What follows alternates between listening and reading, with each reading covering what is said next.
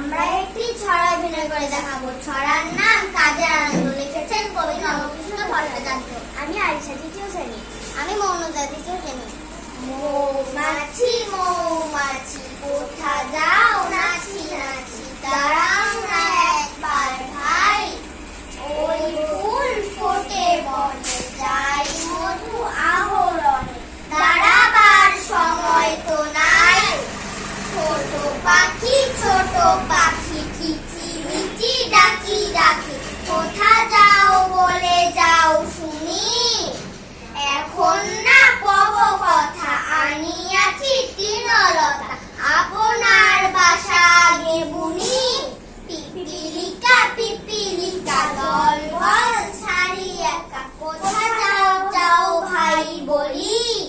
শীতের সঞ্চয় চাই, খাদ্য খুঁজিতে চাই, তবে পায়ে পিল পিল চলি। ধন্যবাদ তোমাদের, ধন্যবাদ। দেখি এখন একটু